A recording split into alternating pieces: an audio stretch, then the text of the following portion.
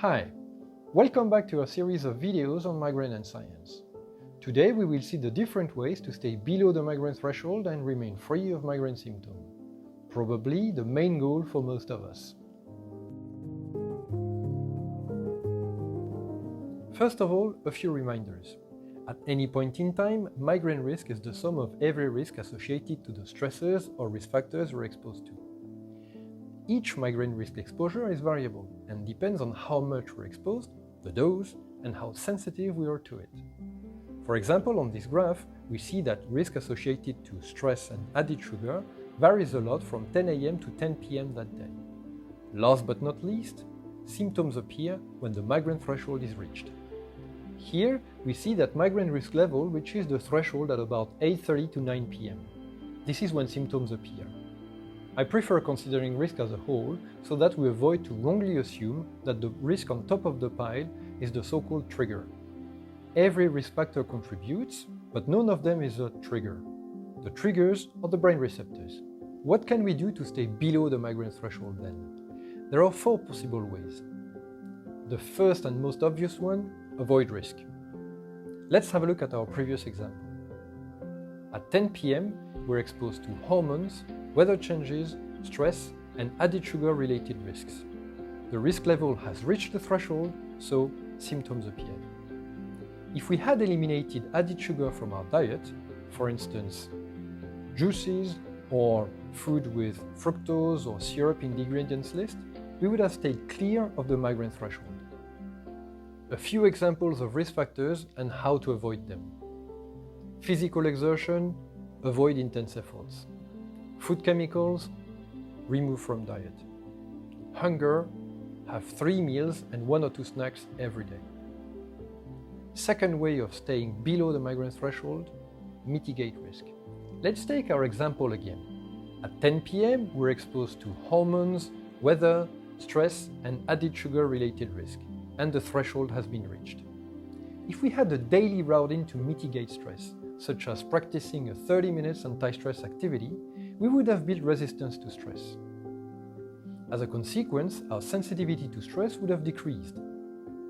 On the graph, this means less risk related to stress. Now, we are under the migraine threshold and remains free of symptoms. A few examples of risk mitigation strategies. Stress, anti-stress activities. Bright light, sunglasses. Neck pain, specific stretch exercises. Third way to stay below the migraine threshold, raise the threshold. Let's come back to our previous example. Sometime before 10 p.m., risk level had reached the threshold and symptoms appeared. But what if the threshold had been higher? Should there be a way to increase the threshold, we could remain free of migraine symptoms with the same level of risk exposure. How to increase the threshold then? Well, as we discussed previously, there's only one way: migraine prevention treatments. GPs and neurologists are the only qualified medical doctors to discuss migraine prevention treatments. Do not hesitate to talk to them. Last but not least, any combination of the above strategies as they are complementary. Quiz of the day. Which of the following strategies works best to stay below the migraine threshold? Answer A, avoid risk. Answer B, mitigate risk. Answer C, raise threshold. Answer D, combo. You may want to pause the video to think about it.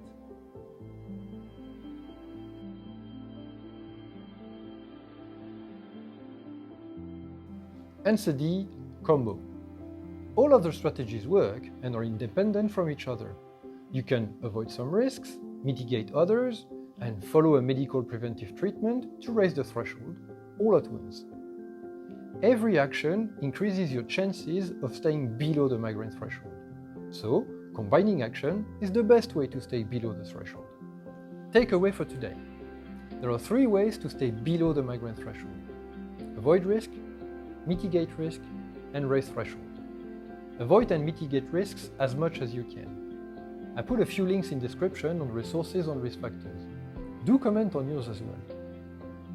Talk to a qualified medical doctor for migraine prevention treatment options to raise the threshold. Whenever possible, maximize your chances of staying below the migraine threshold by combining all options. See you next time.